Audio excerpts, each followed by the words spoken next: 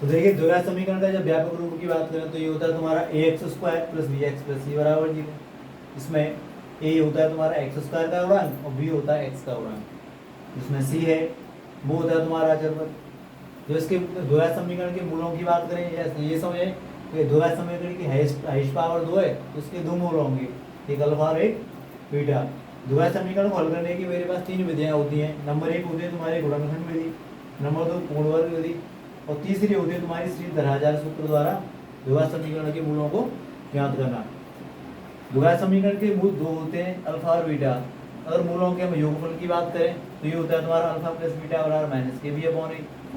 Minus इसमें B है तुम्हारा एक्स स्क्वायर का गुणांक, ए होता है तुम्हारा ये बी होता है तुम्हारा एक्स का गुणांक, ए होता है तुम्हारा एक्स स्क्वायर का गुणांक। जब मैं मूलों के गुणनफल की बात करूं अल्फा इंटू बीटा बराबर सी अपॉन ए, इसमें सी होता है तुम्हारा अचर पद, ए होता है तुम्हारा एक्स स्क्वायर का गुणांक।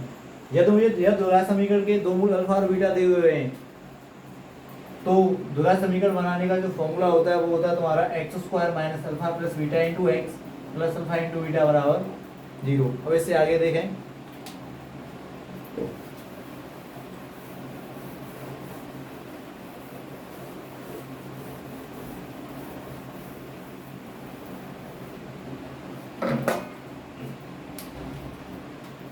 अब बात करेंगे इसमें सबसे पहले कि वो एक होता है तुम्हारा विविक्तीकर।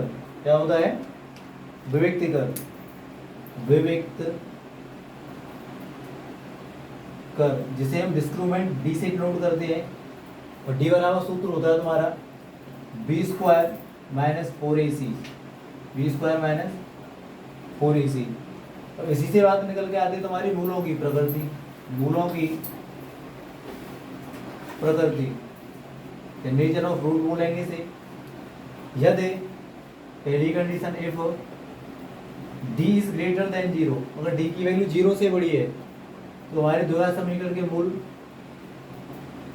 वास्तविक होते हैं, मूल वास्तविक होते हैं। सेकंड कंडीशन होती है if d is less than 0, अगर हमारे द्विघात समीकरण अगर हमारे विविक्तकर की वैल्यू 0 से छोटी होती है तो इसके मूल होते हैं तुम्हारे काल्पनिक, मूल होते हैं काल्पनिक।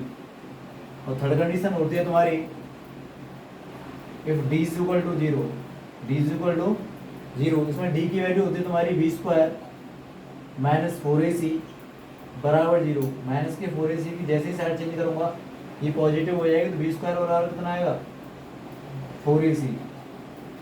तो इसमें एक कंडीशन होती है जब यदि d की वैल्यू 0 के बराबर है तो द्विघात समीकरण के मूल होंगे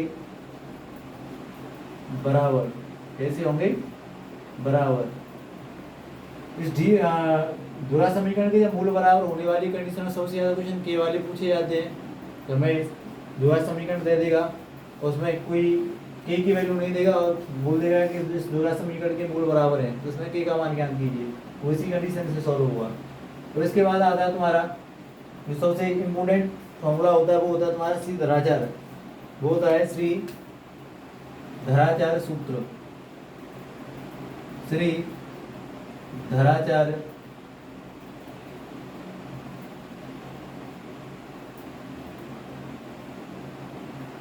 सूत्र। ये होता है तुम्हारा x बराबर minus B plus minus root में B square minus 4ac upon 2a upon 2a। मुझे पता है we know that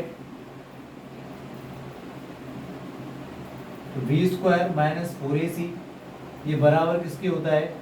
discriminant D के। तो मैं इसकी जगह में डी पुट करूंगा तो x बराबर आएगा minus B plus minus root में डी अपॉन 2a। अगर मुझे इसमें से अल्फा निकालना है तो अल्फा बराबर सूत्र हुआ तुम्हारा माइनस बी प्लस रूट में डी अपॉन 2a। अगर मुझे बीटा निकालना है तो बीटा बराबर होगा माइनस बी माइनस रूट में डी अपॉन 2a। अगर इस प्रकार आगे और बात करें तो सबसे पहले बात करूंगा मैं द्विघात समीकरण को हल करने की गुणनखंड विधि की। द्विघात समीकरण को हल करने की गुणनखंड विधि, द्विघात समीकरण को गुणनखंड विधि द्वारा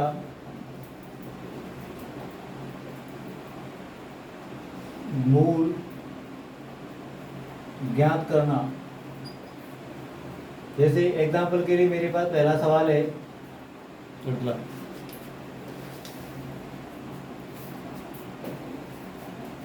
देखिए ये तुम्हारा 100x² माइनस 20x प्लस 1 बराबर 0।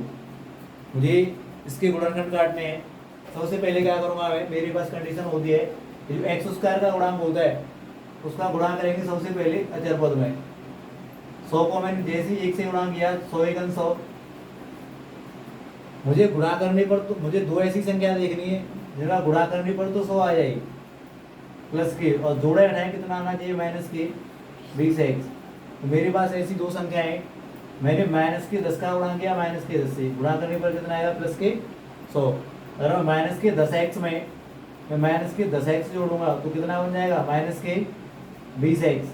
तो सवाल जो हमारा सवाल क्वेश्चन लिखा है उसमें से सवाल में से माइनस के 20x को हटाइए, उसकी जगह क्या लिखेंगे माइनस के 10x माइनस के 10x। जैसे इसमें मैं वैल्यू पुट करूंगा तो ये बन के आएगा 100x² minus 10x minus 10x plus 1 बराबर 0।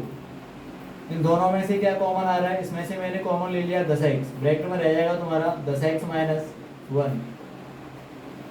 जितना इस ब्रैकेट में रहेगा उसी इतना ही मुझे सेम आगे हो जाना है। तो इन दोनों में से मैंने कॉमन ले लिया माइनस का 1, तो यहाँ आएगा तुम्हारा 10x minus 1 is equal to 0। दोनों ब्रैकेट सेम है, सेम सामान एक ब्रैकेट में, जो बचा हुआ है वो एक ब्रैकेट में, बराबर किसके 0 के। इफ अगर मैं 10x माइनस 1 बराबर 0 डालता हूँ तो यहाँ से 10x बराबर आएगा 1, और यहाँ से x निकल के आएगा 1/10। ये हमारा क्या बन जाएगा अल्फा। इसी प्रकार ये दूसरा फैक्टर है मेरे पास 10x माइनस 1 बराबर 0 डालता हूँ तो यहाँ से 10x बराबर आएगा 1, और x बराबर निकल के आएगा 1/10। ये क्या बन जाएगा तुम्हारा बीटा। Answer is complete. इस प्रकार गुणनखंड विधि द्वारा द्विघात समीकरण के मूलों को ज्ञात कर सकते हैं। आगे बात करेंगे नेक्स्ट वीडियो में। बस।